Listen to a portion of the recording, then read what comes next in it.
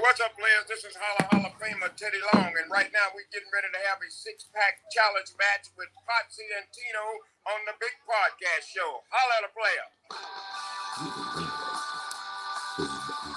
Oh, we're all right.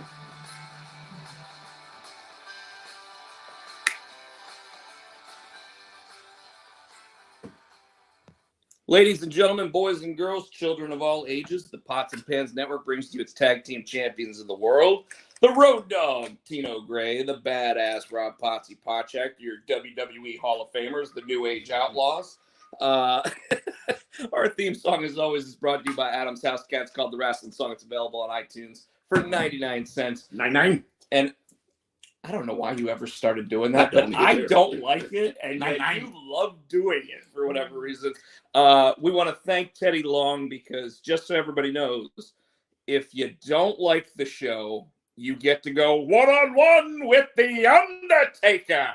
We need to lift this up. You want to lift it up? I'm not. Here we go.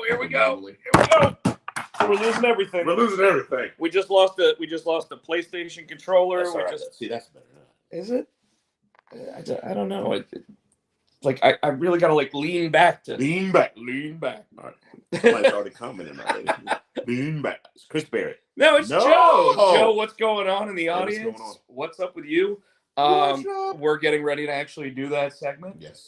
Before we do, anything we need to talk about before we? Yeah. Apparently, somebody has something. Somebody's got something they want to talk about. Yeah. No. So you know what, Tino? We always. The only thing I can think of is the drummer from the Foo Fighters guy.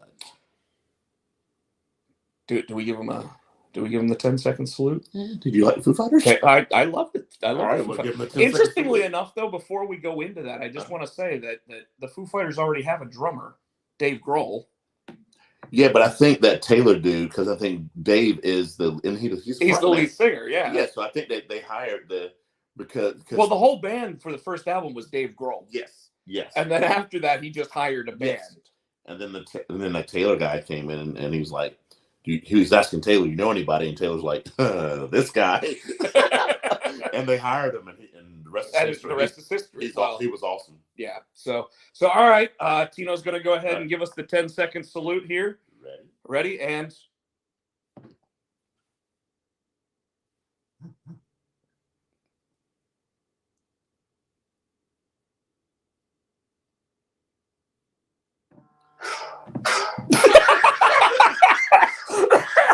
That's my timer thing when the timer's done.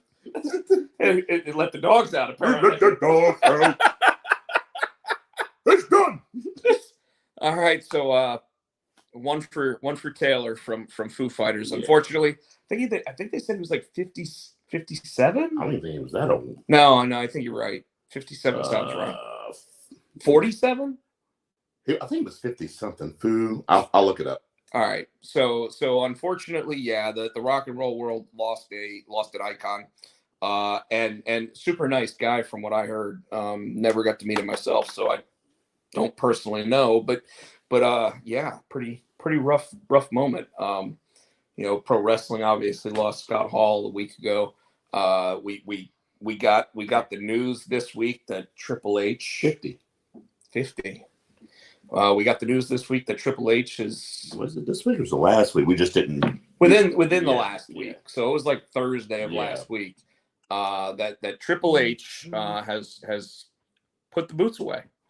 And because he has to. Yeah. Like he was on the Stephen A. Smith show. He didn't even get to announce his retirement the way that a WWE superstar would like to announce their retirement. Yeah. Being in front of the crowd and saying, I can't do this anymore, getting the tears out, doing that whole thing. So, I wonder why he didn't wait till Raw. I guess because it's a go home and he didn't want to take away from it. It's gotta be, man. It's also gotta be the fact that, and obviously we'll talk about not wrestling stuff here in a couple minutes, but it's gotta be that it's WrestleMania season. Yeah. He want to take away from it. Yeah, it's gotta be that. Yeah. And all it did was make everybody go, wrestle what? Yeah, because he still took away from it. So whether he'd have done it on Raw or at WrestleMania, it's still WrestleMania season, so it's still overshadowing. My favorite part about the whole interview, by the way, and it's because I don't like Stephen A. Smith. was the fact that like when Triple H is like, yeah, you know, I got a defibrillator in my chest, so don't really want to be shocked in the middle of the ring. Yeah. And Stephen A. Smith's entire reaction is, "How about that? How about that?" Scott Hall had a defibrillator in his chest too, didn't he? He had surgery. I think he had one in his. He might have, Yeah. but I mean, like Scott Hall's career like ended a long time ago. But I think he was still getting in and out of the ring. No, he wasn't doing like heavy stuff. No, he wasn't doing that. He wasn't doing moves. By the time the NWO, he might have been doing. No, by the time the NWO hit WrestleMania with and they were against DX, they did a few bumps. He had it then. Well, he was just doing this, you know, like I'm sure he was okay, and they probably cleared it and everything. Yeah. And who knows, he might not have had the defibrillator at that point. I think he had it at that point. I think he got it while he was in WCW. No, he definitely didn't have it while he was in. No, he was on the medication in WCW for like when you take the medication and you try to drink alcohol, it makes you throw know up. For sure he had it at least before he got with Dallas, and I know Dallas they did that NWO DX thing after he was clean and lost all the weight, so he had it at WrestleMania. Okay, well at WrestleMania, okay. And then of course the Oscars happened. See, okay, you didn't say what you seen on the clips. Was he right or was he wrong? Wait. Hold on. So folks, let's we got our subscribe to the show up there. Fire shit. Fire shit. Okay. So okay. Okay, let's explain what happened. You want to know whether or not he was right or wrong. Let's explain what happened. So for those of you, I'm sure everybody's known this. Yeah. If not, spoiler alert, Will Smith slapped the shit out of Chris Rock. Now I do want to say work or shoot. It looked like a work slap. They're trying to make, but see, now I'm reading a lot of it. A lot of it's like, oh, Chris Rock is getting ready to start this tour this week with Kevin Hart for publicity. Will Smith's got the book out. That slap. Who the hell you see come up and just slap somebody, come down and twist? If I'm gonna slap you, I'm gonna cut my hand. I'm gonna try to bust your eardrum, or I'm gonna try to, you know, it's not gonna be an open like and just it's not gonna be. And a lot of people say it's like a duel. I challenge you to a fight. So all right, let me put it this way: if somebody were talking shit, right? Yeah. And you walked up and you slapped him like he was a bitch. Because that's what Will Smith did. Yes. Slapped him like he was a bitch. Oh, like he owed him money. And I mean like it was a Stephanie McMahon whomp, you know, like from the Attitude Era. So I mean like the way I look, okay, so So Tino's pulling it up right now. I just want to show you the picture of I've seen it. No, I mean the way I've seen it. It looks fake. I mean, he slapped him so fast that like who knows what really happened there. Yeah. But let me put it this way. The slap heard round the world. One got the Oscars actually recognized for the first time in like 18 years. It just looks fake. Who turns like that when you slap somebody? I mean, he did it so fast, dude, that like no matter what you see in the picture, it's going to look different than what actually happened, right? Okay, so go ahead. I'm sorry. But okay. So for those who didn't see it, Chris Rock makes a joke about Jada Pinkett Smith's new haircut, which is she shaved her head bald because she got diagnosed with alopecia. Yes, and he made a G.I. Jane 2 joke, and then Will Smith's like. Then he looks at Jada, who's like, yeah. And before you know it, the camera goes back to Chris Rock, so you don't see what happens between Jada and Will. But suddenly, Will is the alpha male in a situation where Will has never been the alpha male. Like, and I'll put it this way: Will Smith is the guy who always said, as a rapper, you don't need to use foul language. Mm-hmm. And what is the first thing he says when he sits back down in his seat? Keep my wife's name out your fucking mouth. And by the way, folks, the reason why I think this was a work and not a shoot is for the simple fact that ABC allowed 3 things of profanity with a 10-second delay. But they I don't think they had the camera because a lot of people I was watching a lot of news outlets. They got that feed from overseas. But the ABC, the Oscars, it blacked out. Nobody saw it. They didn't. Oh, okay. Yeah, on our side in the US. Okay. So all the other countries that's where didn't blurt it out. Yeah. Okay. Okay, because Chris Rock's sitting there looking at the camera. First of all, Chris Rock, when he sees Will Smith walking up, looks at the security guy and says, "Hey, Russ."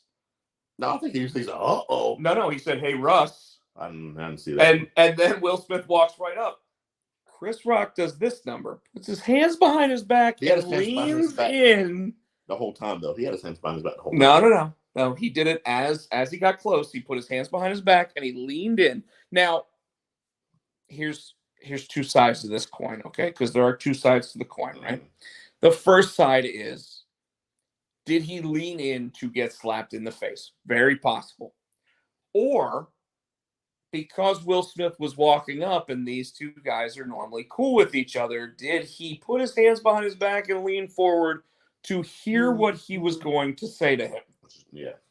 Which is the other side to the coin. He took that slap. And that's another thing. When it was my turn, yeah. When it's your turn, go ahead. So, first of all, he took that slap. He did. He didn't flinch. He didn't put his hand in his face. I was like he took a big slow slap to the chest. You know, he took one of those. I mean, that slap came out of nowhere. Yeah. And was the fastest slap I've ever seen in my life. Yeah. So, I can see him defending his wife. I'm not, and I'm not saying it was right. I'm surprised she didn't get up and slap the shit out of him. What he should have done was waited till like they were backstage or something, and then said, "Hey, pull them aside. Say you apologize, or we can handle it." And then throw hands up. Not on national TV. A, B, he overshadowed everything. So this year's Oscars was the first time that it was all black. They produced it, producers, and everything. That you got taken. Whitehead violence. That got taken away. No, that got taken. That overshadowed that. Shut up. That got, because I'm being serious. That overshadowed that. The Cuda, I can't remember his name, the deaf actor who won an Oscar first time. That got overshadowed. Will Smith himself won an Oscar, got overshadowed. That wasn't a time or a place. And as a black man, and not usually don't go in a race on the show, that wasn't a good look. That was not right. He should have waited till afterwards if it was for real. That's another thing. I don't know if it was real. I still say it was fake as shit. So let me put it this way. Every work has some shoot. Well, because they were saying in 2016, remember what it was, the all-white Oscars? Remember everybody was saying, "Oh, nobody black was on the Oscars because they're mad because Will didn't get it for the movie Concussion," right? And Jada said she was going to boycott it. And Chris Rock says, "Well, you weren't invited anyway." See, it started back. It just started back. See, it's funny. You can laugh because that's. Dude. Well, the whole thing's funny, but as a white man, I can't laugh at it because if I laugh at it, then I'm racist or whatever. No. Although we've already said that we would have been canceled a long time ago if it wasn't the two of us being two different colors doing the show. But I can see, because, and and I know as a black man, they're always saying Will Smith wasn't black enough. Okay, so he's got this. Now check it out. 2016, Chris Rock said that shit about Jada. The last couple of years, Jada had the entanglement. And remember that when she had an affair with whatever his name is, and pretty much emasculated Will because he wasn't satisfying her. And then, so he's been going over that. So a lot of people are saying that the shit just built up, and that's all it took. And he went up there. But a lot of people also saying if that had been, he knew who to slap. He wouldn't have slapped Cat Williams like that. He wouldn't have slapped that Dave Chappelle like that. He would have slapped. Hold on. I saw a joke, because there's been lots of jokes. Like my favorite one right now is what did the cops find on Chris Rock's face? Fresh Prince, which is very funny. I got one little fight and my mom got scared. Yeah. Except I like the one where it's like where it actually just does the whole song where he's going to live with his auntie and uncle. That's that one. Yeah. Jesse Smollett. Yeah, I saw that one too. But it's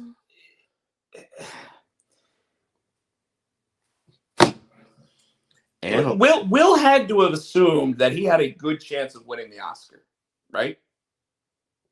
Mm-hmm.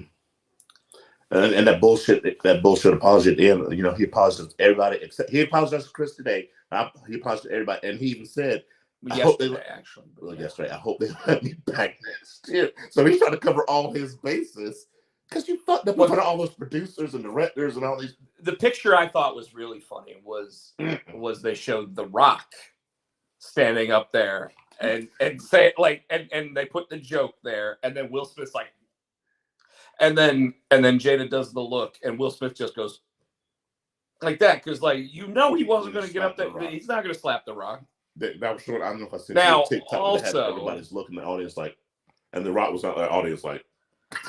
I like the one where it said Andrew Garfield was on his phone, and it said Andrew Garfield's asking the other Spider-Man actors if Will Smith just smacked the shit out of Chris Rock in their universes. I didn't see that one in there.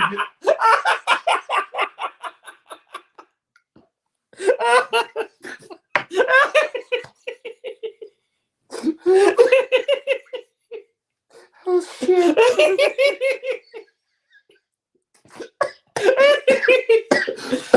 but you know, like Meryl Streep's sitting right in front of The Rock. Meryl Streep's like, yeah. The Rock's just like even Mel Gibson out of Mel Gibson.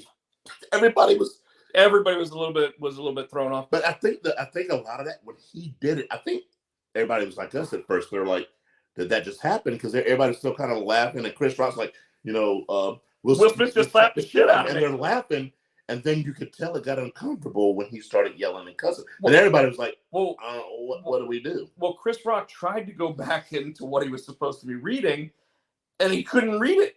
He was like, his vision was blurred. He's got the shit. He got that red eye from when you get hit in the eye too hard, and all of a sudden your eye just goes bloodshot. He's sitting there like he's starting a cataract in that motherfucker's eye. Dude, I got glaucoma now. So I went on our Facebook group today, and I actually wrote, has anybody created Will Smith and Chris Rock in WWE 2K22 yet? Because obviously it's going to happen. Obviously, we want to. But you've done that community thing. You just show me. Keep looking. Oh, I'm sure they're there now, but like 2 days ago they weren't. Anyways, so that's the biggest news in the world right now is whether or not night one of WrestleMania is going to be headlined by Kevin Owens and Steve Austin or Chris Rock and Will Smith. You say work or you say shit. I think even if it was supposed to be a work, it became a shoot. Like this was like Dallas Page and Kimberly and Macho Man trying to like pick up Kim.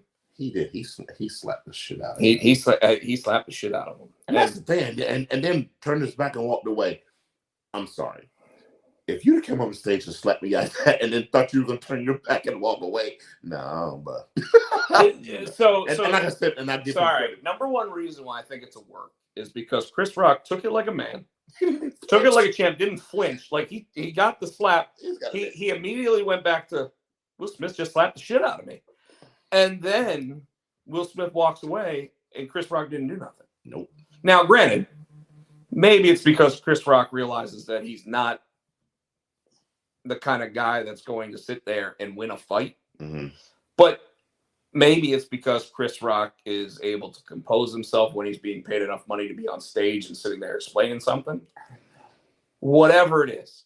I just find it really funny that, Ricky Gervais never had like Steve Carell come up and try to slap him in the face because those two guys don't like each other at all. Mm-hmm. But I digress. All right. Yeah. I digress. We will go on to Tino. What is up with you? Like I said, I've been watching that shit for the past 2 days, laughing my ass off. Because it's everywhere. It's everywhere. What was this past weekend? Did I play this? Did I tell you the best line that came out of all that? It wasn't from anybody that was probably at the Oscars. It was Diedrich Bader. Okay, do you know who that is? Yeah. He used to be on Drew Carey's show. And he every time I see him, I think of the Beverly Hillbillies. He was Jethro on the Beverly Hillbillies. He was, yeah. Okay. But I know you're talking about. So he was like the biggest named actor in Euro Trip except for Matt Damon. Yes. Okay. So, and both of them were only in it for like 4 minutes. Yes. But That's so. And what he's probably most known for now is being one of the voices of the cartoon Batman. Okay. He actually does the voice of cartoon Batman. But he actually posted on Twitter, it's the best thing I saw. It said, being a somewhat celebrity, I feel like I've got 27 to 30 hours to do whatever the fuck I want. Yeah. Yeah. Because he knew right now, like everybody's paying attention to Will and Chris. Like right now, if you want to sit there and kill off Putin or whatever, now's the time to do it. I think I texted you earlier, and once we get into it, not saying that you know, I want to do it now while I'm still thinking about it. And I texted you when I saw it because I finished watching Raw today, and the best part was Cole. Was it Folgers? No, Cole was like, does she wear that mask at home? And Corey said, Cole, keep my fiance's name out your mouth. And I was drinking and I spit. It was funny the way. So I gotta wonder. Oh God. Whether or not that was a line set by Vince McMahon to be in the commentary, or if it was just Corey Graves and Michael Cole at the commercial break sat there, and Corey was like, "Hey, why don't you say something that I can sit there and do that from?" And the reason why I say that is because Vince McMahon is so out of touch with current affairs. He probably wouldn't have seen it. That'd have been a Graves thing. It would have had to have been a Graves thing. Like, it would have been something where, like, the only one that could have. And isn't it funny that they were all on Raw? Except for McAfee, yeah. Because I guess it was a soup. So are everybody going to be on SmackDown now?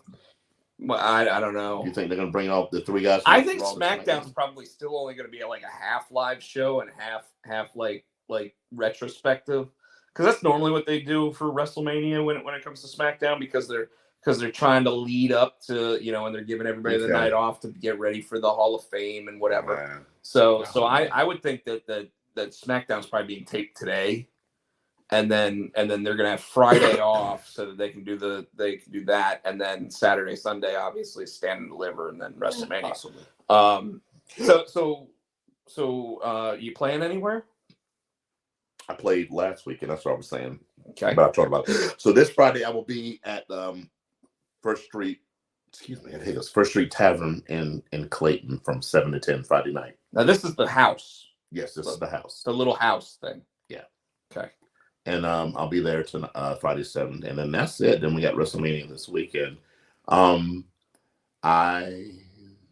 been addicted. Other than that, we took Matthew to the pediatrician for his follow-up. Yeah. He's good, and he got his new glasses today, so he's all kinds of excited. So, good. Other than that, so now he's blind. He was blind before. Now he's not. Isn't it weird that I'm like the only person that doesn't have to wear glasses out of everybody we know? Does Shane wear glasses? Yeah. Shorty? Yeah. I've never seen them. I guess I never seen them. I guess they don't wear them but yeah, they have prescribed. Like Shane might have. Well, no, I think Shane has prescribed glasses. Yeah. Yeah, I went to the eye doctor and they told me, yeah, you don't need them. And I'm like, does your brother, Dave? Probably needs them. I'm trying to think. Damn. Okay. Hey. But I think I need them. Nona doesn't wear them. Does Nona have glasses? I'm trying to think of everybody we know that doesn't. I mean, I haven't seen Nona. He doesn't wear glasses. Tish probably doesn't either. Yeah. Anyways. Other than that, I've been absolutely addicted. Like, I'm only going to play 30 minutes. And the next thing I know, it's 2:00 in the morning. He's talking about WWE 2K22, oh my God. Guys. And I told you I wasn't going to. Did you bring me the code? Damn it. No, I keep. Fuck! It's on the front of the box, that little. Where's the code? Is it inside the box? Show me when it's a little card in the box that's got a QR code on it. And I take a picture QR code and you can go off of that? Yeah, I could just take a picture. Right. I could just pull up the QR code for myself. I keep forgetting, but because I get wrapped up in I've created characters. I've gone back. I realize now, like when I had a character, I figured it out. And you put manager and then list it up. Then you can click in that. You can buy all these. So I bought the Ultimate Warrior. I've got Hulk Hogan. No, Ultimate Warrior, Stone Cold. Yeah, I went and done all that. So I'm surprised it's not unlocking all that, because I started like the My Rise thing where you start like my first match was like me and Alexa Bliss versus like Asuka and. So you were female? No. No, it was a mixed match. Oh. I made I did the My Rise with the dude I made, and I did everything I could. So now I'm in the My Rise. I made a female, which is cool because storylines used to be they were exactly the same. No, storylines are different for the created male. Well, that's female. good. Yeah, that's good. So I'm enjoying it. And I just started, and then I just went into the universe where you can pick somebody and you can pick factions and all that stuff. I started doing that. Stone Cold's the leader. I named the team. I named them the Dangerous Alliance. See, okay, and in fact, I'm okay with that. Yeah. Is Paul Heyman your manager? Yeah, okay. Well, they didn't have Paul Heyman, so I had to do Bobby Heenan because they didn't have Paul Heyman. Paul Heyman's in the game. He's not, but he's not a choice for a manager. I know. That's what I wanted. I wanted Paulie Dangerously. So I picked Bobby Heenan, next best thing. That's angry. That makes me angry. The game is awesome though. If you get a chance to get it, folks, I didn't think I was gonna like it, but because the controllers are so much, they're similar, very, very, very similar to the ones I'm used to from the Raw. We talked about this Raw versus SmackDown. I love it. I can't put it down. Which is good. Yeah. Because they obviously made a shitty game 2 years ago. Yeah. Like a shitty game. In fact, so shitty that up until last week, they actually were afraid that they were going to lose the license. Oh. And this past week, Stephanie was at 2K's offices, and the 2K guys actually wrote, "Here's to more years of great partnership." Because they fixed their shit. Yeah, except you know, like 2K23 is going to have half the roster. That's not their fault, though. No, it's totally their fault. Well, it's WWE's fault. Yeah, it's not 2K's fault. Yeah. So what's up with you? So what's up with me? I mentioned last week that I was halfway through the next script of Junior High Horrors. I really haven't made headway or anything on that. And you've been sending me pictures. Yeah, so I've been drawing the horror book that I've been talking about for a couple weeks now, and while I don't have a contract for it, I'm about 4 pages into the actual art process at this point, and it's funny. I say I'm 4 pages into it, which sounds like, wow, I'm making headway. If I do a 4-issue miniseries, it's going to be 88 pages, right? So I got a long way to go. Okay. But the artwork's been pretty good so far. Is it coming slow because you're trying to do the art and the dialogue, or is it just? So I haven't even started the dialogue yet. I'm like just pacing out this. So what I'm doing is I'm drawing each panel separately as its own thing. And unfortunately we're filming this on my iPad. Otherwise I'd probably go ahead and post some of it up here right now. But I'm drawing each panel separately, and then I'm using a program to put them into the actual panels for the page to format the pages. I have a copy of the movie script, and I will use that to actually put the dialogue into the pages. But I want to make sure that the director is okay with me actually putting it the way I want to, rather than saying, okay, this needs to be in here, this needs to, because I'm going to give her the option and spots to where she can edit it and say what she wants, but it's really not going to change the artwork too much, right? Because the way that I'm doing the artwork, rotoscoping and everything, it's like I only have so much that I can go from, right? So the script and everything has to follow that. But it's interesting because it's what makes it really interesting is that like I've written my own comic books. Yeah. And now instead of drawing my own comic book, I'm drawing somebody else's comic book. That's cool. That can open up a whole new thing for you too. Well, and I hope it does, because obviously she's a horror movie director, and I've got horror movie ideas. So I would love to sit there and have her say, hey, what's one of your ideas? Let's go ahead and turn it into a movie. Cool. And I'm fine sharing scripting and everything else with someone else, because I like coming up with the ideas, but one of the things that's so hard when you write comic books and just write anything is that you really have to be in the right frame of mind to nail it, and so if I sat there and said, hey, I had this great idea, here's the idea, what can you do with it? And then all of a sudden someone else churns out 30 pages of script, I'm like, oh, awesome, and it doesn't always work, there was a project I was working on with somebody and let them come up with script, I was like, was like, hey, see what you can plot out from this. And all of a sudden he came back with like a 5-page thing. And I was like, that isn't what I'm looking for at all. You know, so like that one idea you had, I don't remember if we talked about it, that you were gonna make the comic book. I don't know.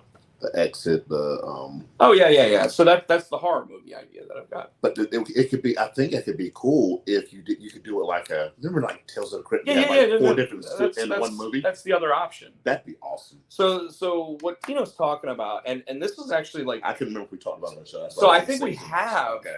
The idea that I came up with was not just as a movie, but like it would be something where it could be a series and every episode would be written by different writers and every episode would have different actors in it. And but if you did a movie, you could have 4 different. But see, what I would rather do is a series. I would love to do a series because I mean, for a creator, I think there's probably more money in a series than there is in a movie. But at the same time, like the reason why, like, I like the idea of doing a series, but even if I start it with a movie and then transfer it over to a series after that, like the idea would be to sit there and do one specific portion of it as the movie. Mm-hmm. You know, kind of like you talked about Tales from the Crypt. We'll remember Bordello of Blood. Yes. And then they also did Demon Knight. Yes. You know, so they did different movies that were one Tales from the Crypt story. Yes. Still had the Crypt Keeper in it, still had some other stuff, but like overall it was just one story for that. But it came from the overall arc of Tales from the Crypt. You know, so like that's kind of what I would want to do. But like I'd want to have it framed as, okay, here's the movie idea that we want. And then if we do a series, it kind of reminds me of, and every time I see, because I do go to a show because I love it. And I think of you every time I watch it. Is that 2-sentence horror stories? Have you watched that show? Oh my God. So it's like, it starts off with like a sentence and then it's like a horror story. And at the end, it ties into the show. The last sentence is what just happened in the show. And it's real. And every time, you got to check it out on Hulu. Check it out. It's an awesome show. So Joe's been looking at some of the artwork as well, says that what I've been posting looks good. I appreciate that, Joe. I don't know if I've sent you the actual pages. I know that Tino actually got to see the pages framed out and everything. Everything else has just been the panels, but all of them have come out really well so far. And I like the fact that like the way that I'm doing it is when it's just the regular characters in the story, it's blue, black, and white, and then all of a sudden when it's from the perspective of the bad guy, it's all done in like a red, black, and white instead to give it like the creepy feel to it. So just real quick, and we'll go back to while I'm thinking about it. Your opinion, dude, matters because my son came up to me. You sent Rob my picture. Yeah. What did he say? What do you think? And I told him what to say. He's like, it's good. Keep going. You know, just keep doing. So he was like, okay. I mean, he was like, what did he say? He was kind of nervous. So just so everybody knows the context here, Tino sent me 4 random drawings, and they were all like Disney characters last week, and I was like, wow, Tino, you've been drawing, huh? And he goes, no, ass. These are from Matthew. And I mean, they look like a 12-year-old's drawings, but you know, like it you could see progression just from like probably what the first one was to what the last one was, and it you know, I had to take the little jab of this is Tino trying to show me that he knows how to draw, which I don't. I fully admit it. But you know, seeing that Matthew wanted to actually try to draw and everything, like I felt like when I started giving my opinion, I was like, man, I'm being a dick. Because I was like, oh, all right, those look fine. Yeah. And then I was like, but you know what? Tell him to keep doing it, keep trying. And no. And you know why? Because it's one of those things where like he's just started. He's like 12. Well, by the time I was 12, I was drawing. You know, and trust me, like, dude, it's so funny because, like, just in the last year, okay? And when I say this, I mean it for real. Like, just in the last year from doing a signing at Dragon's Lair at last Free Comic Book Day and then doing a signing in January, one of the guys comes up to me and he goes, you've gotten a lot better. And I'm like, what do you mean? Wow. And he's like, dude, just from like the sketches you did the last time you were here to what I'm seeing you draw right now, like you've gotten a lot better. And I mean, like I have drawn so much more in the last year than I had for like 5 or 6 years, you know? And it's because like when I'm not feeling writing creative, I still want to keep the creative juices going. So I continue to draw, you know? And like tonight I tried to draw, like I was trying to do like a digital painting of the Hulk, and I'll post it after the show, so that anybody that's paying attention or whatever can actually see it. Friday the 13th did the same thing with the movies and then a show. Yeah, I think they only had one season of the show, and they also had Freddy's Nightmares, which when I lived in New York was on like WWOR, so Channel 9 up in New York. But it was hosted by Robert Englund, but every single one of the episodes was like you only saw him at the beginning of the episode, and then it was something completely weird, except for one episode that they actually did where he was in it. And I was like, that's my favorite episode out of that. Because he was in. But that whole like you can't find that show on. You might be able to find it on YouTube. I don't even know, but you can't. But you can't find it as like a DVD or anything because I would have bought it by now. You try Amazon, dude. It's not a like I don't think they ever made it into a DVD. So like I said, I remember that show. It's probably well even the Friday the 13th show, same thing. But it's gotta be somewhere. But you know like at this point with Shudder and stuff, I would love, you know, and one of the things that I actually talked about with the director was I was talking about how like, don't you think Shudder would love to have like a Saturday morning cartoon? You know, because here you have all this stuff that's all horror all the time, all rated R, NC-17, whatever you want to call it, like whatever is like the goriest of gore. Don't you think that there are kids that are going to turn this streaming service on at some point and go, all right, that's a bit much, you know? Whereas I'm gonna watch Shudder. Well, Shudder. Have you? No, because I don't. That's the one I don't own. But like Junior High Horrors would work out perfectly on Shudder as like a Saturday morning cartoon or like 15-minute snippets or put it on Fox. You have late night, kind of like a Family Guy kind of. USA up all night. Yeah, I forgot about that. With Gilbert Godfrey, USA Cartoon Express. You put it on Ron Shear. But anyway, Billy. So I've been working on that, and I've been trying to churn out as much of it as possible because like I'm gonna try to get 4 to 5 pages done a week on that. That's awesome. While still trying to write comics at the same time. So I mean it's tough because like I get done my daily work and I'm just really tired, you know. You want me to show that? I was trying. I know like Static Shock at first when I first glanced at it. A female Static Shock. So this right here is called Daybreak, from my friends at New Pain Comics, run by Keith Champagne and Tom Nguyen. That's cool. I thought it was Static Shock at first, a female Static Shock. I just kind of glanced at it. No, it was a crowdfunded project that awesome. Because it was a couple buddies of mine. I was like I want to, you know, support them. And you know they put out regular size comics for like $15 a piece. So Joe knows all about that. Joe actually funds quite a few of the crowdfunded projects. Okay, so remember you talked. Oh, I'm sorry. Okay.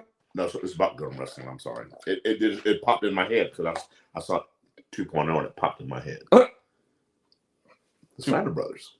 Oh yeah, we'll get to that. Yeah, we'll get to that. Sorry, it just popped. That's 2.0 that popped in my head. I'm sorry. But anyway, with the comic stuff, you know, I got to finish the latest Junior High Horrors book. I already told everybody that, you know, last week that I was going to bend some of the rules without breaking them. So I watched the first episode of the new Halo show. That's a good. It's on Paramount Plus, and it is visually stunning.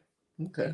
Like I there's the scene in the first episode where one of the survivors is so happy to see that his daughter also survived. Like there's no other survivors in this entire thing. It's just him and his daughter. and then one of the brutes comes up and picks him up and just hits him with like that like that cool sword thing that they've got, and it just goes right through him, right? And you just see the life fall out of the guy as the daughter like screams and everything else, and then Master Chief like kills the brute. And it's all so like normally with a show like this, you would see it in like a dark environment so that way they could hide bad special effects. Where no, it's pure daylight, everything else, and you're just sitting there like, that's so fucking cool. That's awesome. And then it turns out that like when you actually watch the show and everything, that you find out that, interestingly enough, it's on Paramount Plus. Yeah, no. Okay, but it says Showtime presents. Oh. So it was made for Showtime. And then on top of that, it also says Amblin Entertainment, which is Steven Spielberg's company. So like knowing that it's Spielberg's company, knowing that it was originally made to be on Showtime, and yet it made its way onto Paramount Plus, means that they put a fuck ton of money into it. So yeah. So, I need to watch that. What was it? The villains you were saying. Joe just said, I do spend money on it. Lots of stuff going on. Villains or on what's not? WW Evil. Evil. Yeah, you said it's good. Oh yeah. It's just about all the bad guys, all the kills. Because I looked at it, has different. It's about superstars. The psyche of what makes them evil. Okay. What I found interesting about it, and we can talk about this real quick. What I found interesting about it is that they do an episode on Randy Orton. Mm-hmm. They do an episode on Sasha Banks. I think Roman I saw. They do a Roman Reigns episode. Then they also do the Brothers of Destruction. So in what world does anybody get an episode all to themselves before The Undertaker? Now, is the Undertaker one longer than the other ones? No, they're all like 40 minutes long. Yeah. The interesting, so they basically were trying to put it off as like it's Big Evil and his brother, right? And they tell the whole story of him and and Kane and everything through that, which was kind of cool. The whole series is narrated by John Cena. Okay. It's executive produced by John Cena. Oh, so like they had to figure out a way to get John Cena to want to be a part of it. I'm sure. But like the Randy Orton episode, they talk about like. They talk a little bit about like how he got kicked out of the Marines and everything else, and then they talk about like how as he was coming up through all the WWE stuff, like obviously coming up as like a 23-year-old kid, and working with a bunch of like 35-year-olds like Batista and Triple H and Nature Boy Ric Flair, 60-something-year-old at that point, like how. They just kind of fed to his ego, and it caused him to just go down a really bad path for a while. Mm-hmm.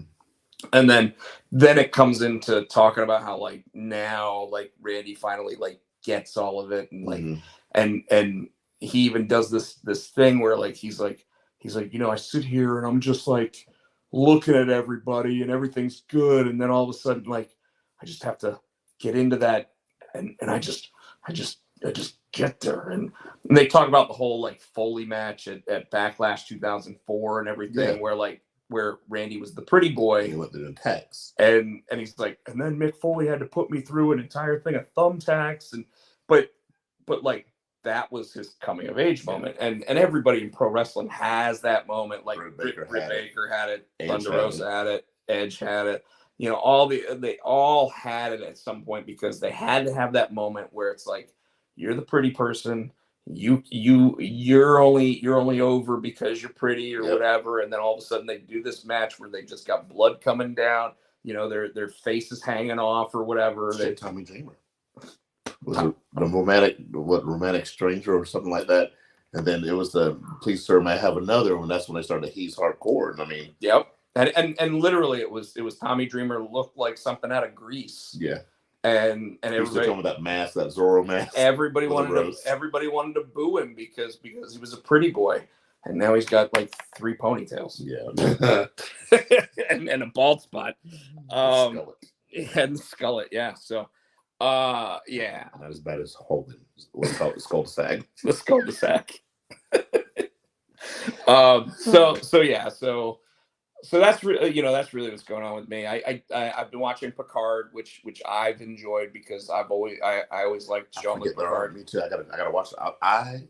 All these shows I gotta catch up on. And I'm almost like I just started season 8 of Dexter again. So like literally I've over the past couple weeks I've watched every episode of Dexter again. Time to watch all this shit. I watched it on my lunch breaks. Oh, okay. How long's your lunch break? 30 minutes. So it takes 2 days to get through an episode. Oh, okay. But literally that's what I do. And then like when I'm trying to fall asleep or whatever, I sit here and I lay on the couch and watch. If I'm not watching pro wrestling, I sit there and put on a show. But yeah, like and I've been watching Billions, which is still excellent. In fact, I was this close to being like, okay, when is Billions finally going to be Billions? Because have you ever watched it? But yeah. All right, so the first 5 seasons were Paul Giamatti and Damian Lewis, and it was Damian Lewis played like this super rich guy that got all of his money from like playing the stock market, the opposite direction of everybody at 9/11.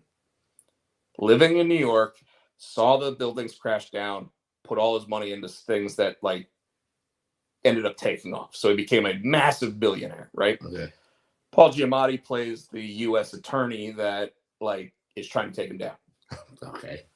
What was that, illegal? There were a lot of people that thought that what he was doing was illegal. So, okay. And the fact that like he always seemed to have like an in as to like what to get into before, like almost insider trading type stuff. And then so like 5 seasons in, and now we're in season 6. In season 5, they brought in Corey Stoll, who played the bad guy in Ant-Man. Yeah. Yellow Jacket character. Mm-hmm. And they brought him in, and he's like a billionaire that's a super nice guy. Mm-hmm. So Chuck, played by Paul Giamatti, sits there and teams up with him because they both hate Bobby Axelrod, played by Damian Lewis. And the whole season's like a cat and mouse game, which is great.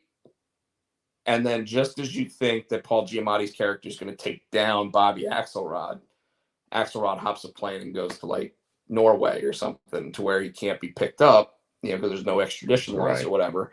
And then they do this scene where it's Axelrod talking to Mike Prince, played by Corey Stoll, and Corey Stoll's character is like, tell you what, sign all your assets over to me, sign everything over.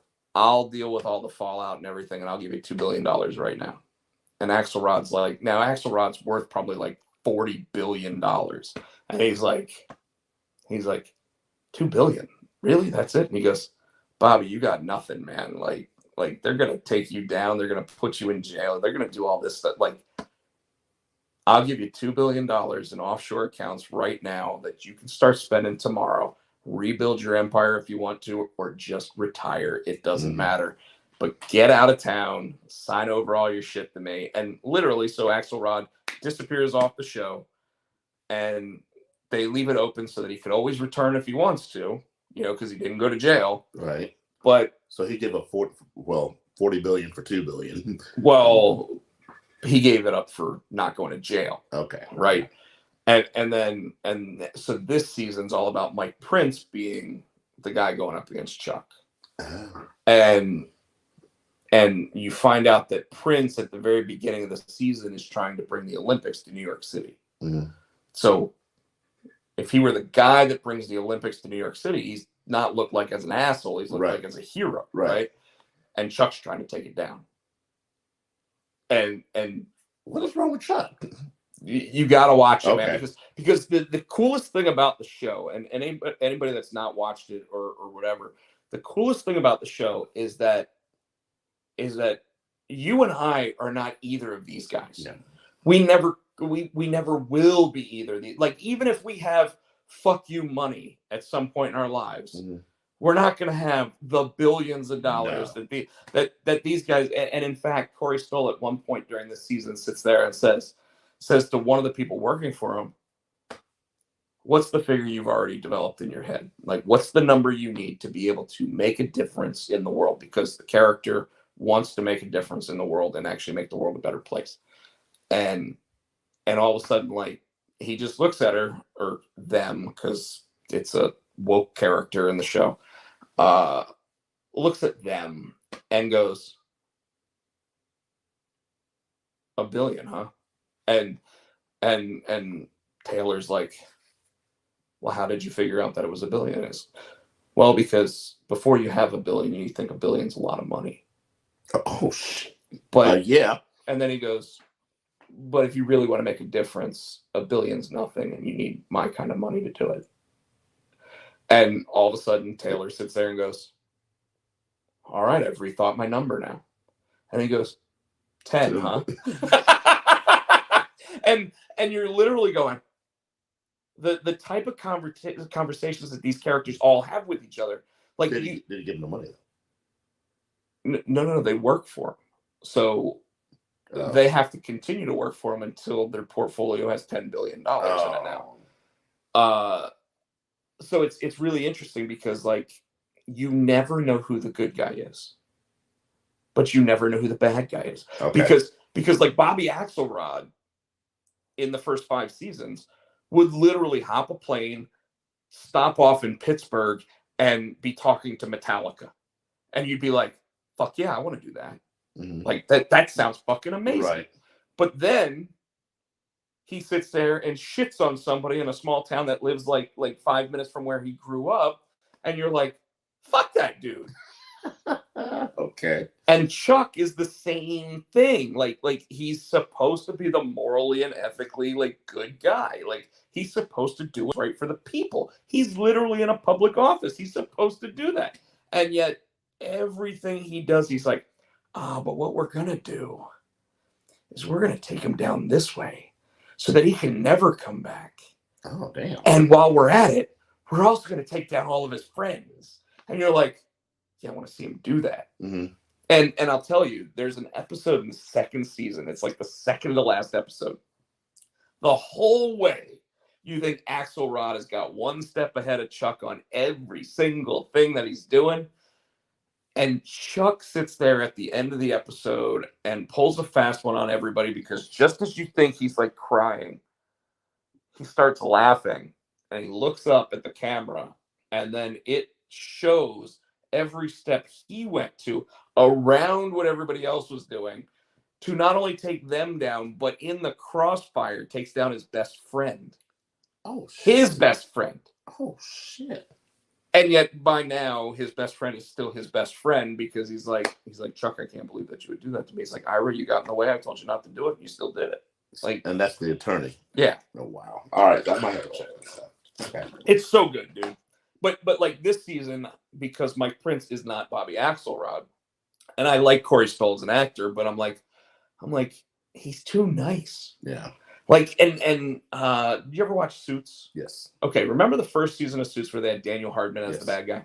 So Daniel Hardman, the guy that plays him, plays a guy named Wags, Michael Wagner, who's like the second in command to Axelrod. Well, now he's like the second and a half in command at... And a half. And the reason why is because like Prince already has a Wags. Mm-hmm. So now Wags and Scooter, his name is Scooter, have to get along with each other. Wags and Scooter. And like Scooter is morally and ethically like good, and Wags is all about debauchery. You know? So like all of a sudden Prince is like, all right, well, between the two of you, one of you's got to figure out which one's going to actually make this happen. And of course, like Scooter's like, well, this one actually sounds like it's more in Wags' wheelhouse. And Wags is like, oh yes, we can definitely go down that road, and we'll see where we go with all that. And the character, you know, like Daniel Hardman was just a dick on Suits, but like now the guy has like the twisted up mustache, and he is such an asshole, but you love him in the show. It's so good. Anyways, all right, folks, we've talked about other stuff for about an hour now, so it's time to get into pro wrestling, NXT 2.0. Anything you want to talk about? I think they're pushing. Who are they pushing for the championship? Is it going to be LA Knight? Well, I mean, so because if we're thinking that Steiner Breaker is going to get called up, we don't know. We don't know. So all right, let's talk about it like this.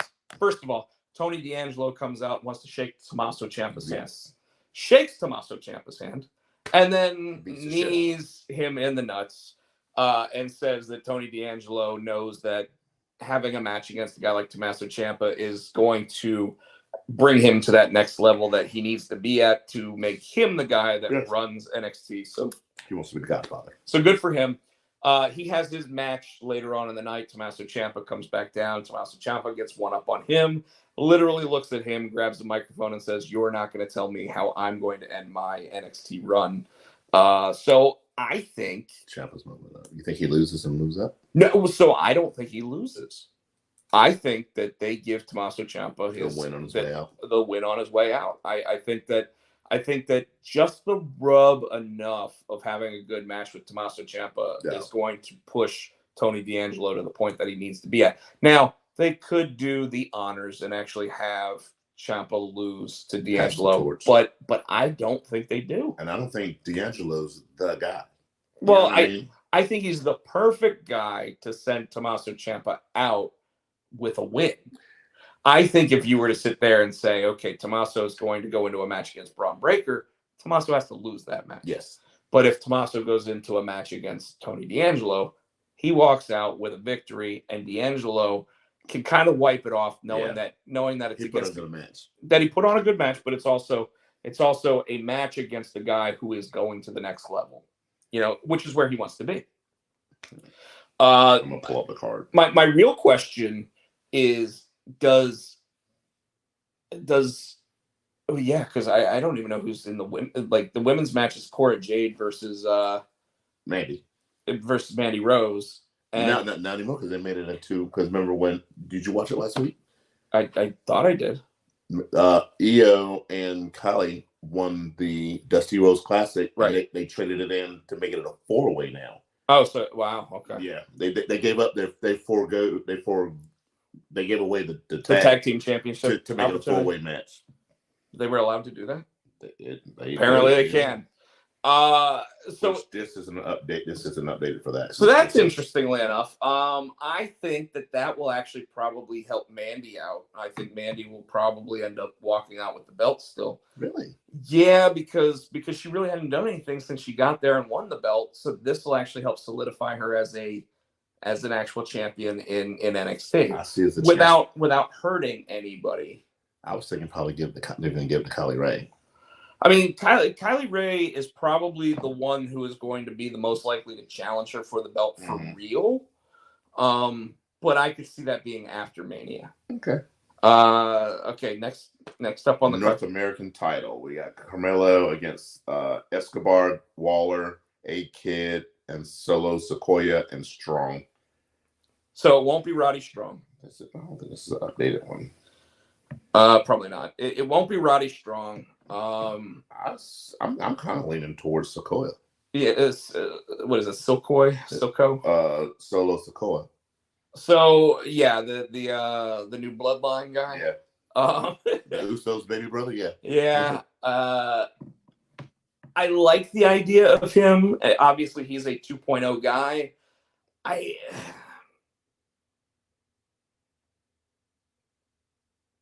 I almost see them doing Grayson Waller though. Really? Yeah. I don't want them to. All right, here we go. Yeah, this is an updated one. Sorry. But like Solo already lost to Gunther. He's had strong showings with just about everybody, but like recently, like he's been vulnerable. Yeah.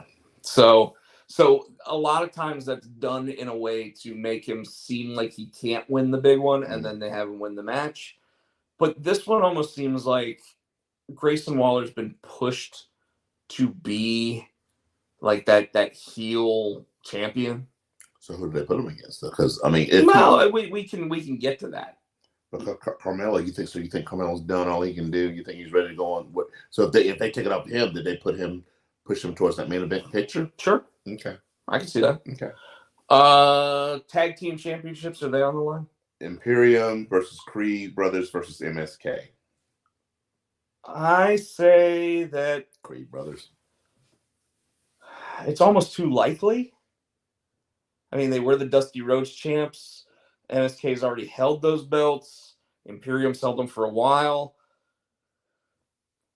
Yeah, I go. I like it feel good almost, although they are Diamond Mine, so I don't know. They're cheering Diamond Mine too. You notice that they're cheering the Creeds. Yeah, I mean, but they're supposed Grandma's supposed to be healed. But I mean, look at Ivy Nile, man. She's hot.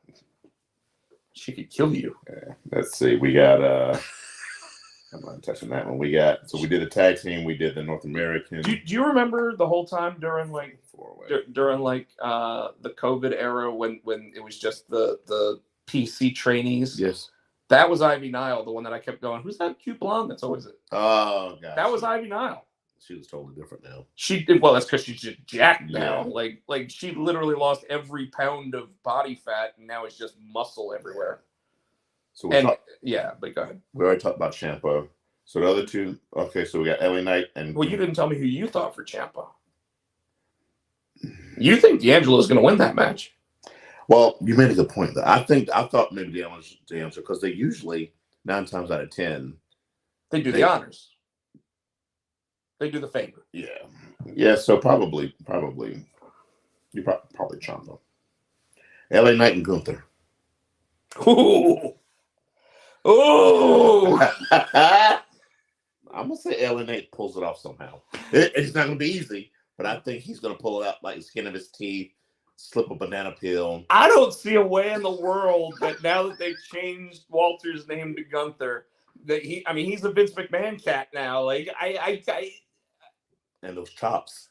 You start your heart.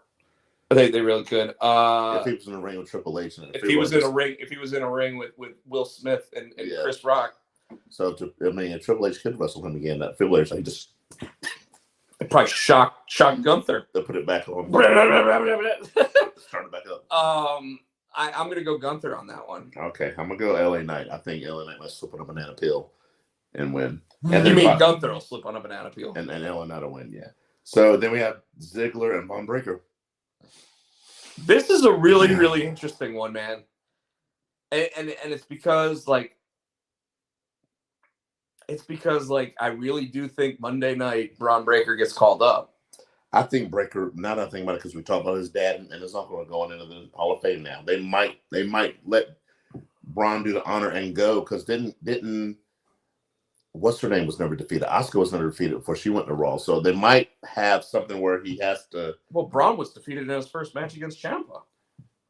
Yeah, but maybe they're he'll win it and then he'll have to give it up. I almost see him. I almost see Dolph retaining so that he can continue showing up on Raw with the belt. And don't be surprised to see Breaker show up on SmackDown and not Raw.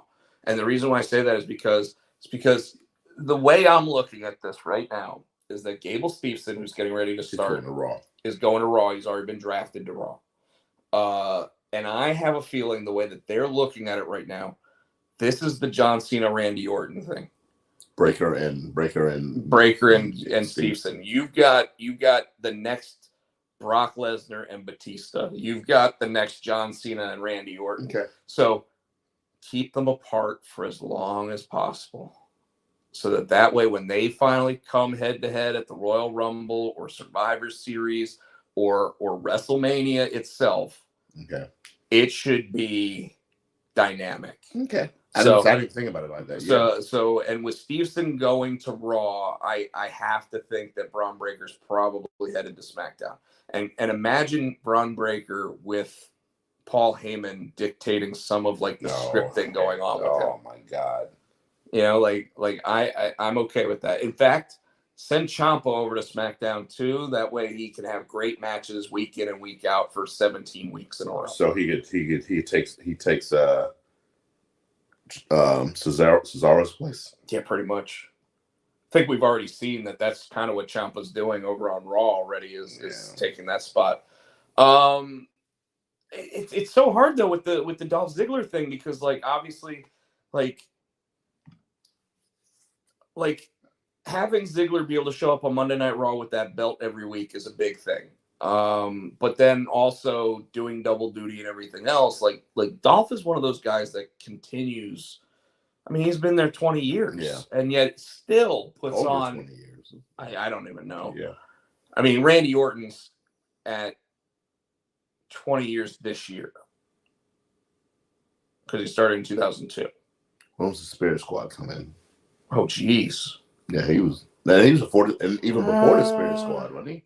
He came as like a caddy. Was that after the Spirit Squad? Was he Kerwin White's caddy? That was Dolph Ziggler? Wow.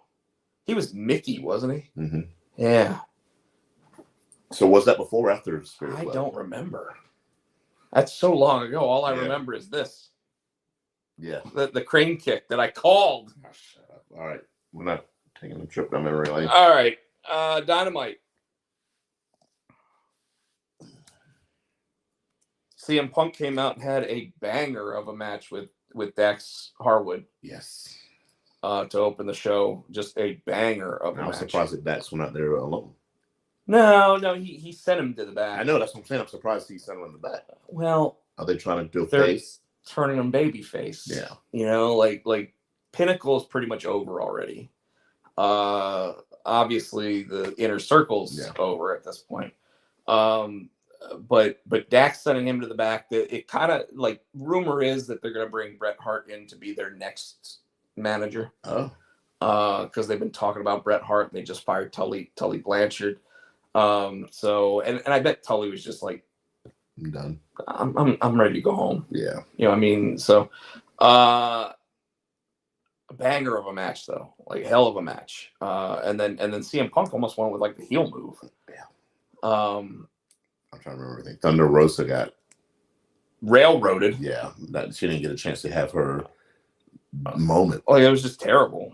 I don't know what everybody else feels about it, but I did not like that. I felt that like you did everything to finally push her over, and then you pissed on her. Yeah.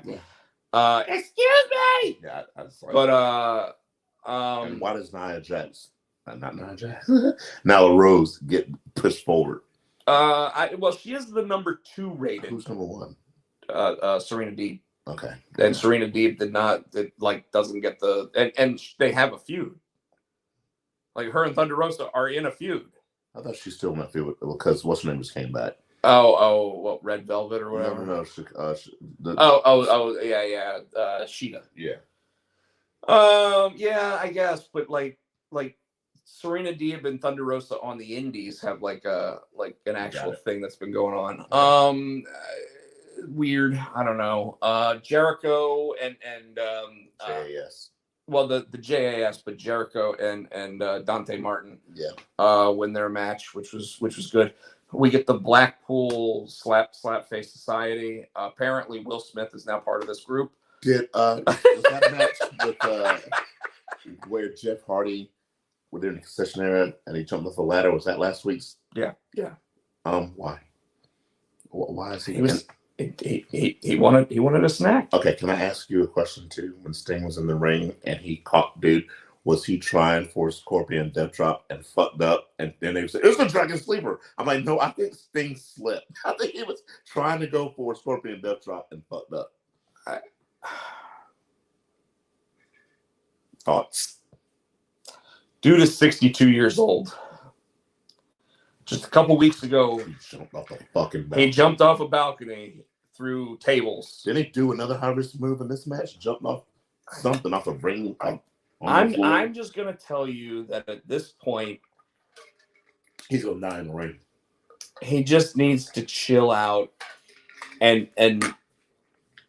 get back to doing what Sting's known to do. Hanging out with Darby. He doesn't need to be Darby's daddy. Okay, he doesn't need to be Darby's daddy. But like I said, the Blackpool Punch Face Society, whatever they call themselves, interesting to say the least. I think it's ridiculous that those two guys are even in a tag team. I mean, they literally could be going after the world title, both of them right now, and it's like, you know what? We're gonna start at the bottom of the tag team division. Well, they're not gonna because I think they got plans, unfortunately, for Adam Cole. So they have to do something with those two. Well, they obviously have plans with Adam Cole because they've got Hangman and Adam Cole, they've got Hangman and Kenny Omega, and they've got Kenny Omega and Adam Cole. Right. So in the meantime, but keep these two together, do something with them. Well, start forcing Hangman and Adam Cole to tag team against them. Yeah. That's what I would do. Yeah, let's see what. Britt Baker came out and gave a little bit of a thingamabob. Mm-hmm. Jungle Boy and Luchasaurus and Christian apparently are going to go against Bobby Fish, Kyle O'Reilly, and Rampage runs together with me. Was that the one? Was that where Layla Hirsch and Red Velvet, and then we're fighting, and then what's Skylander, whatever her name, came running out. Skylander, Spyro the Dragon. Yeah. Chris Statlander. Yeah. Yes, that was. So what do you think of this Statlander? Why did they change her gimmick? Because nobody believes she's an alien. The best thing that happened on any of those programs, though, let's be real, was Danhausen coming out and trying to curse Hook. I just walked by him and he's like, so I'm gonna say this. This is something where okay, I'm watching Rampage, right? Chris Jericho sits there and says, I'm gonna give my award to Nyla Rose for whatever. And then immediately after that, they go to a segment where Bowling Shirt is out there and says, I'm going to give my award to Hook. And it's like, who writes this shit? Because you literally just did the same fucking thing. Yeah. Like Tony Khan, I know you're backstage. Pay attention. You literally just did that segment, and now you're doing it again. Now, granted, the Hook segment was better than the Nyla Rose segment or whoever it was. Mm-hmm. Was it Nyla Rose? I think so. I think it was. Oh, we missed something on What I miss?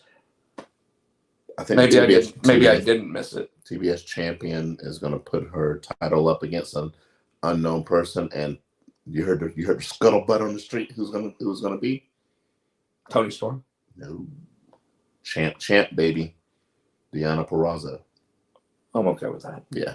As long as Deonna Purrazzo wins. She's coming in with 2 belts. She's going to have 3 belts. She's coming in. Good. Okay. Let her be the belt collector. Okay. Hey, belt collector is a thing that you can get. Well, I mean, Kenny Omega was the belt collector, but Austin Aries was the belt collector. That dude had like 8 belts. Like he literally would walk out and just he looked like the guy in New York City streets that would open up the trench coat and have the watches. Yep. You know, like that's what he looked like, and it was always awesome to see that shit. But then it's Austin Aries, and now he's just a dick, and nobody cares about him. Wow, what happened? I don't know. Like I want to know what happened to Saturn. Fell off too, and that's because I've been watching old WWE. Whatever happened to Saturn? He broke his neck. Oh. And I mean, he did finally come back. He worked backstage for WWE for a couple of years, but I don't know what he's doing now. Aries is a dick now? Where'd you see that? Well, I think he's working with NWA. Oh, okay. But yeah, apparently like people don't like working with him. And I think he's a flat earther. Oh. So if you're a flat earther, that's on you guys. I don't give a shit about it, but I think he's a flat earther. He was definitely a no mask, no vaccine guy for the longest time. Yeah, so that was that's pretty much Dynamite and Rampage in a nutshell. SmackDown. Yeah, somewhere. Here we go. SmackDown. Brock hanging out in the locker room. He said, tell Roman to come here because I'm running out of shit to break, and he throws the whole hand. Dude, when he put his feet up on the table and the table broke. No, he kicked it.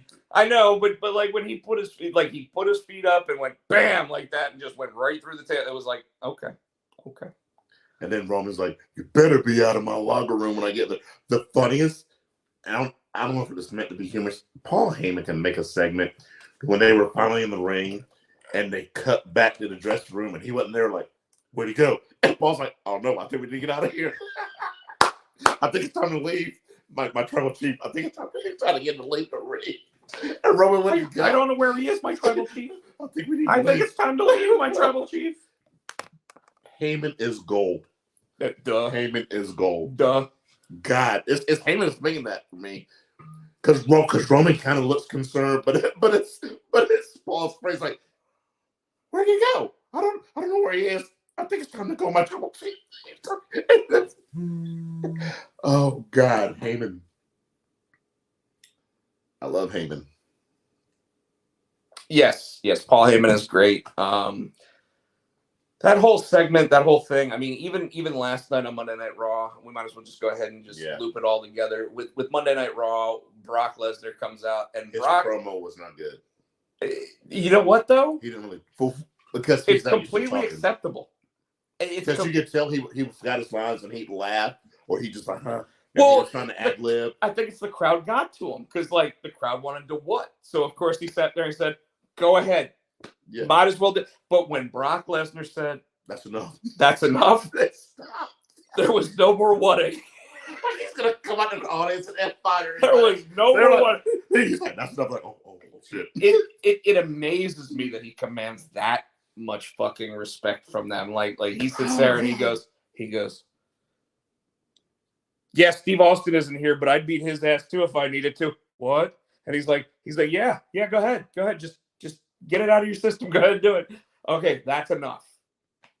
And, but when he sat there and finally did the reigning, defending, but then his voice cracked. Yeah, that laugh. Then he started. I don't know where he was going. It's like, yeah, and then we're gonna attend the wedding. I'm like, what? Yeah, the belt's gonna get married. They're gonna have a baby. I'm like, what the fuck is wrong with? And I'm gonna get. Yeah, and I'm gonna get full custody. And I'm gonna get full custody. I didn't know where he was going, and then he wrapped up. Okay, but yeah, then his voice cracked. I'm like, yeah, I'm not.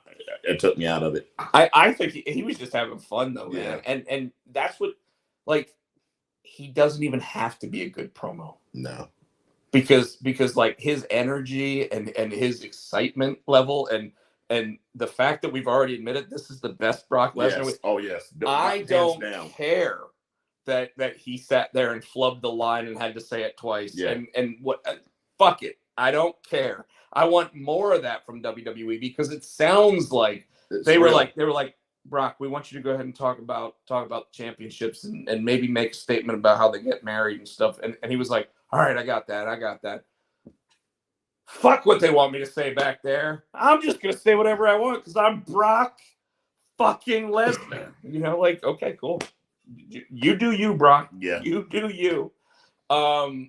We got a little more of the, like, here's what I don't understand. So like I said, we're just going to go ahead and jump right into Raw with it all too. Ricochet loses to Austin Theory clean. Maybe so he can get some kind of push. It doesn't make sense to me either. First of all, why is the Intercontinental title not on the line at WrestleMania? We already talked about this last week. Why is the U.S. title not on? But Pat McAfee is on WrestleMania. And instead we've got a dumbass match on SmackDown for the Intercontinental Championship where it's Los Lotharios versus Ricochet in a three-way dance. And I don't think that he'll get his win back. Yeah, but because it's a three-way, but this is going to be really 2-on-1. So they're trying to, they're going to make him look strong. But it's stupid. It is stupid. And why isn't it on WrestleMania? I don't know. And then why didn't Pat McAfee? So last week, did you just say Impact McAfee? I said, why didn't Pat McAfee? McAfee. Why the fuck that motherfucker? Why wasn't he on Raw? Because remember last week, Austin came out and smacked his headset off again and ran into Vince's office. So I can answer this question. Pat McAfee does a weekly show, so he can't always fly up to different things. Okay. So this is why he's not a full-time active performer on Monday Night Raw or anything else. Like, he can't be. Like, but he can do every week. He can do SmackDown commentary because his show's Monday through Friday. Okay. So he flies to SmackDown on Friday. Got it. Okay. And he's got the whole weekend off. Makes sense. Like so yeah. And if you've noticed, anytime the NFL sits there and says that they've got something for Pat McAfee, he's not on SmackDown either. Yeah. So I mean, like, yes, that's why, because Pat McAfee makes way too much money. So maybe they'll do the go home. Well, he can't touch him until WrestleMania, so I don't know what they're gonna do. So also just come Will Smith his ass, smack him everywhere. You can't touch him. Oh, Will Smith you. So 7 o'clock yesterday morning, Seth Rollins shows up at WWE offices. Fucking hate that. I do too. And I still don't know why. And then so Vince tells him he has a match. Well, no, he says if he gives him a match, he's got to have his own main event. Yeah. Which means Cody's coming. So there's 3 possibilities here. Okay? 3 possibilities. Number 1, the one that will go over like fart in church. Ready for it? Gable Steveson. Why do you say that? Why will it go over like a fart in church, or why is that one of the options? Both. Okay. One of the options because Vince wants this kid to make an impression. Okay. Right? Go over like a fart in church because everybody wants Cody. Yes. Okay. So there's number 1. Number 2, Cody Rhodes. Roof will come off the place. And it'll be a good match. Should be a good match. Okay. 3. Undertaker. Fart in church. No. Remember how I said there's only one person that could actually make you okay with Austin not being Kevin Owens' opponent at WrestleMania? The Undertaker retired in a building without fans. We talked about this last week, yeah. Undertaker coming out and facing Seth Rollins, and not exactly a match, but tombstone, choke slam, Hell's Gate, walking across the ropes, whatever. So the same thing we said for Kevin Owens and put Seth Rollins. Okay. And holds Cody off till Monday night for Raw. Okay. So and I could almost see them playing something like Dusty Rhodes' music. I was going to say what music are they going to use for Cody because it's smoking mirrors. Dude, rumor is that like everybody backstage has been telling Vince McMahon, you bring Cody in, Cody's got to come in as the same guy he was in AEW. So that music, this one true family in wrestling, that one, I agree. Or Vince have to, he'd have to buy it from. I think Cody has that music. So it's Cody's. Yeah, because Cody had it in Ring of Honor. Cody had it in New Japan. So it won't be a Vince thing. So he can take it with him. That's what I'm worried about. Like if he brings it, he can't take it with him if he leaves again. So it's funny you talk about this because I just listened to the Talk Is Jericho podcast where they talked about all the trademarking and copywriting and everything. And so the guy on there, I forget what his name is, but he's talking about Cody and how Cody, to avoid confrontation with the WWE, would come out he was Cody and he'd come out with Brandy, but Brandy would come out as Brandy Rhodes, right? So it'd be Cody and Brandy Rhodes. So he got his name back. So you wouldn't be able to have Rhodes? Well, so here's what happened. And this goes with like Rhino and Taz and all these other guys that they added an extra Z. Right. So turns out that by adding an extra Z, it doesn't change the trademark or copyright because it's phonetically the same. Okay. So Rhino with an I or Rhino with a Y is still Rhino. Right. So Rhino, who owned that before ECW, still owns that, even though WWE claims that they own the copyright and trademark to it. So with Cody, the guy who does all the trademarking and everything, which, by the way, it's funny because he says that their relationship with WWE is very contentious. You know, WWE doesn't want to work with them ever because who is it? It's a lawyer. It's a law group. Okay, so it's not AEW's law group; it's just a law group. But they also work with AEW because it's a law group that deals with nothing but trademarks and copyrights. Got it. So he said that when we go in and we talk to AEW's like, cool, whatever. Like this is a friendship between us. Like we understand that we need a working relationship to make this all go down. WWE's like, no, we want to own it. Right. So and that's part of their right, is that they still have the right to sit there and want the copyrights. This is why Gunther instead of Walter. This is why Finn Balor instead of Prince Devitt. Kevin Owens instead of Kevin Ricochet Steen. instead of what was it, Prince Puma or something? No, he was Ricochet. I thought it was Prince Puma. In Lucha Underground, he was. Okay. And that's because Lucha Underground wanted to own the characters that they created. Yes. That's why the only one that really... Ospreay was what? Wasn't he? He was... They all had different names, but the only one that didn't was Rey Mysterio. Yeah. Because Rey Mysterio is so well known that you don't want to sit there and... Although he's Rey Mysterio Jr., and WWE calls him Rey Mysterio. Yeah. So when he goes anywhere else, he's Rey Mysterio Jr., right? So what's this got to do with Cody? Is he going to come out of Rhodes or not? So, well, if he goes to WWE, he'll come back as Cody Rhodes regardless, right? So the whole thing, though, is that, like, this lawyer ended up finding out that Cody, back in high school, instead of wrestling on the wrestling, like, in high school as Cody Runnels, he wrestled as Cody Rhodes, which meant that 20 years before he ever worked for the WWE, he was Cody Rhodes. He was Cody Rhodes. And the one thing you learn about this stuff, which is why that technically you don't have to go and trademark anything, is as long as you can prove you did it first, you own the trademark. So that's why they had to give him Rhodes back. Well, it's not why they had to give it back, but that's part of how he got it back. Okay. The other part of it is this, is that so the way that these lawyers tell, so Billy Gunn's probably the most, like, Billy Gunn was owned by WWE. Yeah, how'd that happen? So you really should listen to the episode. I don't want to take all the credit. Obviously, I'm giving credit to the show that I learned it all from.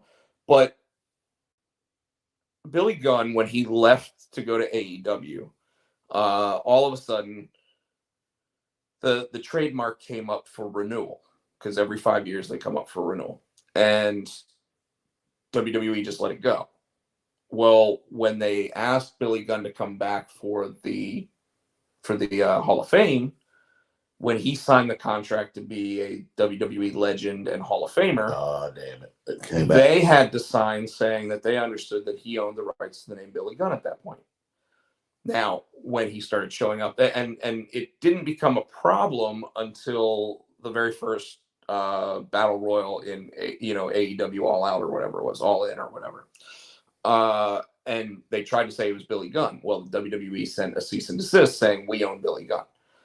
So AEW was like, all right, we'll just call him Billy for right now. And they allowed the lawyers to try to figure out what the deal was. Well, come to find out that they signed that piece of paper that said that he was a WWE Hall of Famer and he owned the rights to the name Billy Gunn. So they had to give him, like, so what they started to do was they just put him, the graphic would just say Billy, but then they were like, all right, go like a month with just the Billy, then the next month sit there and have Jim Ross just start calling him Billy Gunn. Okay. Don't put it on the graphic yet. Just call him that. That way we can see whether or not WWE who. But he was still calling his sons the Gun Club. Hold on. Okay. Well, that's fine. Those guys never worked for WWE. You got it. But like with Billy Gunn, they know that WWE is watching their shows. So when Jim Ross sits there and goes, Billy Gunn, blah, blah, blah, blah, blah, blah, Billy Gunn, that they hear him being called Billy Gunn. But probably he's senile. Probably what they thought. He did just call it Monday Night Raw. Yeah. But no. But then all of a sudden, like, you go 2 or 3 weeks where you're sitting there having him called Billy Gunn. Right. And then you start putting it on the graphic. Because if they didn't do anything about it before, you now have precedent saying they didn't call it out before. Got it. So that's how they kind of, and with Cody actually did go to them and, like basically signed off rights to different pay-per-views and the Dusty Rhodes Classic and stuff so that he could then use the name Cody Rhodes again, because they weren't going to fight him for it really. No. But he did have precedent that actually had like a wrestling card and everything else for when he was like 16 years old. That's awesome. And literally like some dude was like, yeah, back when Dusty was running his Florida Championship Wrestling or whatever, like blah, blah, blah, blah, blah. And the guy's like, send me that. So they send him the paperwork that said that, and special referee the Stardust Kid, Cody Rhodes. So he owns Stardust too, if he wanted to. If he wanted to fight for it, he probably would. Wow. Okay. So there you go. There's right. all that stuff based on that. So let's get into this because we got about 15 more minutes or so. All right, folks, we are going to go ahead and run down Rapid fire. The WrestleMania card. One more. Okay. Oh wait, before we predictions. Before we get into that, one more thing that happened on Raw. She cut Becky's hair. Becky came with those big ass smart beefcake scissors. See, I missed this. I didn't watch that. Okay, part. so what happened was Bianca came out and was pretty much telling Becky, you tried to put me out for 2 weeks. Congratulations, I was out for a week, but now I'm back. There's nothing you can do, blah, blah, blah, blah. So Becky came in. Her music started, right? So Bianca's facing the stage. No, it's new now. Oh, yeah, that's right. She's facing the stage, but then she turns because Becky's trying to come in behind and had a chair. So she steps on the chair and she proceeds to whoop Becky's ass. Becky got her down at first and was on top of her from a prone laying position. Bianca stood up with Becky on her shoulders and put her in the kiss of death, the KOD. Then she looked down and she saw the scissors. She got pissed off. So she picked her up again, put her just to make sure she was out. And at first, it was so dramatic and drawn out because the camera even panned to the scissors, and she looked at the scissors and she came up, Samoa Joe or Taz, they would come behind and put their legs around you so you can't go anywhere. She put her legs around her, grabbed her by her, leaned her back. I mean, she did. She was cutting chunks out of her hair. So this almost leads me to think that Becky Lynch walks out with the victory at WrestleMania and... Because that ponytail? And the ponytail. I don't think so because she beat her in 28 minutes. She's 28 seconds. 28 seconds.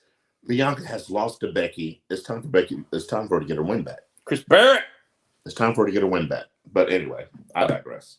And we also need to make mention that, like Chris Barrett said, the Steiners made it in. Did we say that already?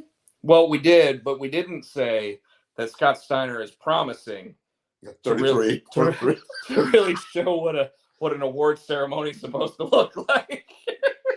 Because it's a 33.3% chance. I hope he does some math while he's up there. That's just hilarious.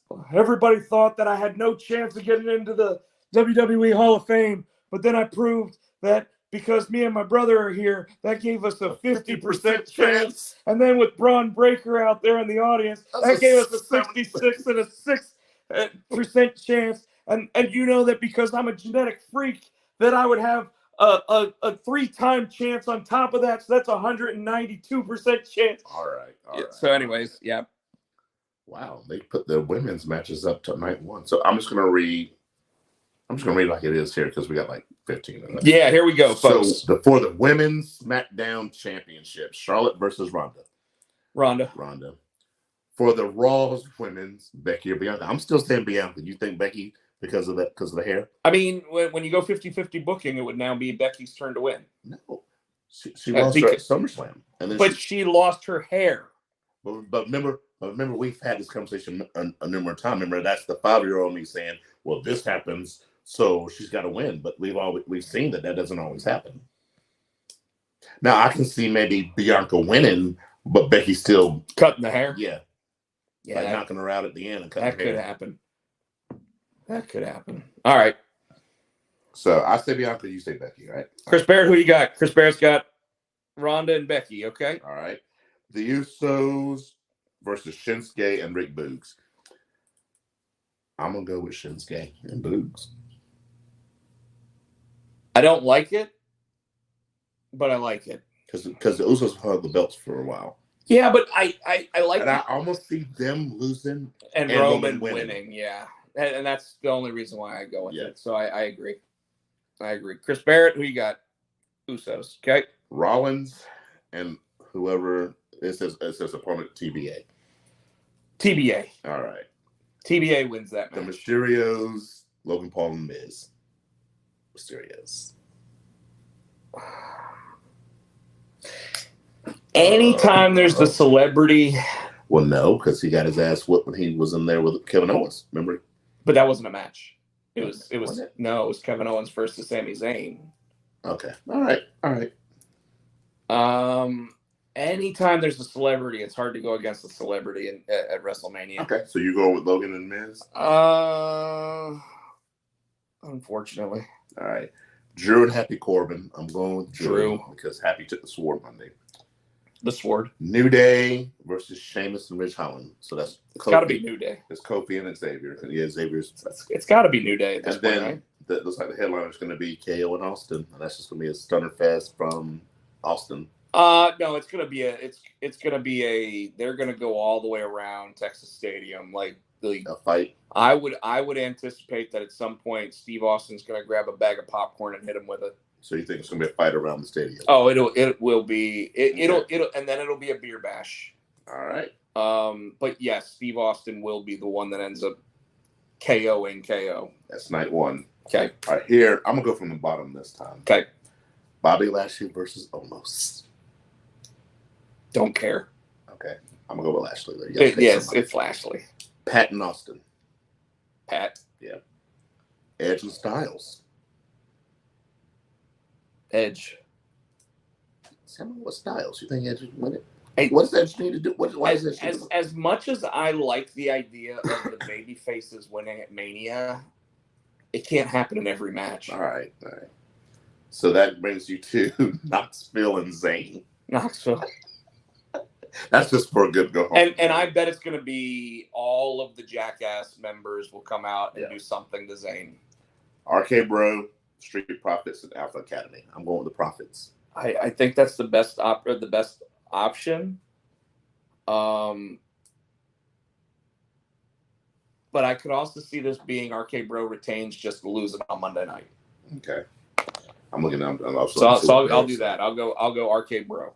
Bear said RK Bro. Okay. Yep. The women's tag. He went with almost though. Wow. What's that underneath it? Pat. Okay. The women's tag team. Zelina, Carmella, Sasha, Naomi, Rhea, and Liv, or Shayna and Natalya? Unfortunately, I'm going with Rhea and Liv. So that's the feel good, I think. I think that at this point they go Sasha has to have a win at WrestleMania since she's like 0-4. You think? Yeah. Although the one that I actually want to win this match is Natalya and Shayna. Really? Yeah. I mean, they're the most badass two out of all of them. And they hadn't done anything with Shayna. So that's why I don't know if and Barrett's saying Natty and Shayna as well. Right. So I unfortunately am going Sasha and Naomi. Although no, you know what? I'm changing my mind on that because what's her face will come down and cause them to get distracted. The Sonya Deville. Okay. So I will go with Natty and Shayna. Okay, I'll say Ripley and Liv. Okay. All right. And the belt's gonna marry and have a baby. We got Brock and we got Roman. Gable Steveson. I want to say Brock. You can't though, can you? I want to say Brock, but it's going to be Roman. I want it to be Brock, but I think it's going to be Roman. See, Barrett says Brock too. And Barrett says Brock, but you know what? So did he say? So he's saying that Uso and Reigns are going to lose. He said the whole bloodline is going to lose. You know what? I think Paul Heyman turns on Roman Reigns again. I mean, I'm okay with it. Like he can turn every week, and I won't care. Okay. Because he could spin a new story every week on it, and I would be like, I'm down. He's the best thing on the show. So I'm going Brock. All right, that's the whole card. All right. I got nothing else. I got nothing else. Except whooping your ass on WWE 2K22. Nah, so mad. That's bullshit. Guys, that was bullshit. Just so you know. Who were we playing? Who were we at? You remember? Who did we have? Who were we playing? Yeah, who were you? You remember? I was Tommaso. No, I was Johnny Gargano in the second one, and you were like Roman Reigns. Was that Reigns?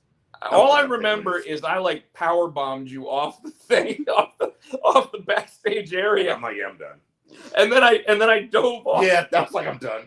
I'm done. It was funny. It was so good. It was good. Tino got so mad he stormed out of my house. He was like, "Fuck this game. I'm buying it tomorrow so I can get good at it." And then I went to GameStop and they didn't have it, and I'm like, okay. And you've been to Beaver Creek, so it was GameStop. And I'm like, well, I'm just gonna go to Target just to see. And they had one copy. And they didn't have it. I'm looking, and like in the display case, they had that one. I'm like, so I went and got the guy. And he was talking to an old lady, telling him to stand. You don't want to be rude, but you kind of like, yeah. Yeah, but I'm trying to be, and I'm like smiling like, and he finally talked to her. I'm like, get that game. I want it now. You don't want anything else, bitch. Not saying anything else. Give me that game. It would have been so funny if you went, give me that. Yeah. Where did it go? No, it was in a locked case. He had to have the key to open. Right. Yeah. What if somebody else came up while you were waiting for him? It'd have been 2K, 22K, and that motherfucking. You didn't see me on the news yet. I'd have been Will Smith a week early. Just. That's where it came from. All right, Tino.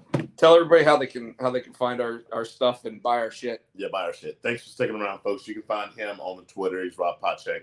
I am HoodieFan91. On we are Potsy and Tino. You can also catch him on Snapchat. Is it Snapchat? Insta. I do have Snapchat, but I don't ever use it.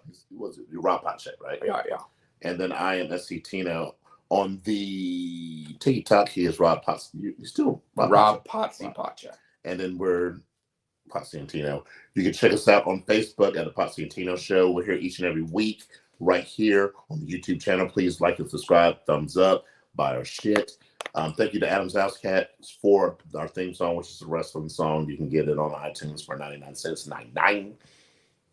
I just do it now because I got an issue. 99. It's terrible. And until then, folks, it is Will Smith and Chris Rock. No. This is my business. Thinking. Good night. Everybody wants to be the nature boy. I had plugged in on him to die. That's what he wouldn't tell. It's all the way over there. It is.